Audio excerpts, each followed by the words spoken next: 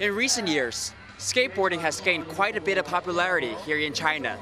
Today, let's go check out a skateboarding competition and find out how this sport is doing here. Skateboarding originated from California in the 1940s when surfers wanted an alternative when ocean waves were too flat. Although over the years, skateboarding has evolved into the king of all action sports. It wasn't until the 1990s did the sport wheel its way into China. With an emerging middle class who are constantly seeking more variety, many international skateboarding manufacturers are looking to capitalize on this opportunity. A growing number of these manufacturers have started sponsoring skateboarding competitions like this around China in order to promote their brands. The Dragon Skate Tour was launched in 2009 and will be touring 7 cities around China this summer. At every stop on tour, anywhere between 30 to 40 skateboarders around China and the rest of the world show off their tricks in front of a crowd of a few hundred spectators. To increase brand association, major skateboarding brands started signing skateboarders under their belts and fly them to various skateboarding competitions around the country. With the help of these sponsors, we are able to compete in more competitions and get better. With their backings, right now the level of China's skateboarding has surpassed that of Taiwan and Hong Kong and is second in Asia only to Japan. The salary these sponsors provide covers our basic necessities, but more importantly, it allows us to pursue our dreams. With companies such as Vans, DC Shoes, Nike, and Adidas all getting involved, there are already more than 100 professional skateboarders in China. However, even with the growing number of events and the increasing number of pro skateboarders, professional skateboarding is very much in its infancy here. Most of these professional skateboarders have monthly incomes of no more than $700 to $800, and the top ones can only garner around $2,000 a month, still relatively low by international standards.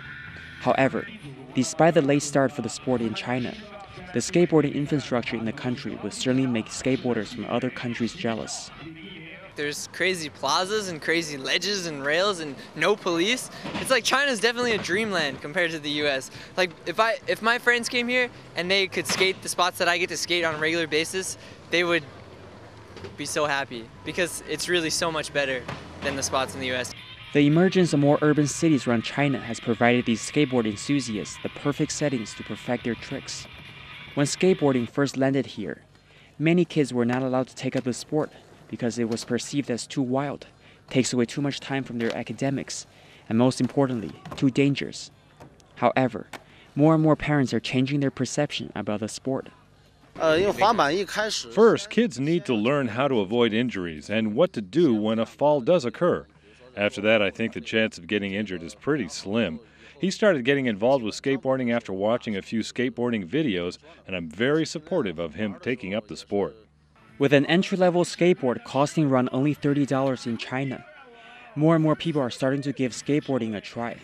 Since the arrival of the sport some 20 years ago, although the first generation of skateboarders has already started hanging up their boards, they still try to be actively involved with the sport they love.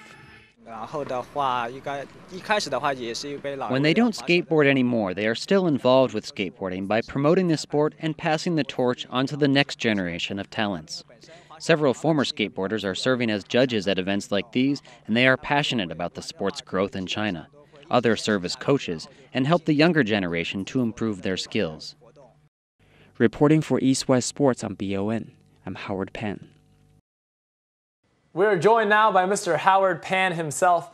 So Howard, pretty cool feature there. Another one of those more obscure sports. But where does skateboarding fit into China's future, do you think? So, Ivan, from what I saw and heard in Beijing, on the weekends, packed with skateboarders just practicing and doing tricks. So the future is pretty optimistic here, I think, in China. And within 10 to 20 years, perhaps we'll see a Chinese skateboarder in the X Games. Perceived as cool to skate, actually. So that's another reason more and more people are getting into it. And right now, there are several spots here in Beijing on the weekends, packed with skateboarders just practicing and doing tricks. So the future is pretty optimistic here, I think, in China. And within 10 to 20 years, perhaps we'll see a Chinese skateboarder in the X Games. Perceived as cool to skate, actually. So that's another reason more and more people are getting into it. And right now, there are several spots here in Beijing on the weekends, packed with skateboarders just practicing and doing tricks. So the future is pretty optimistic here, I think, in China. And within 10 to 20 years, perhaps we'll see a Chinese skateboarder in the X Games.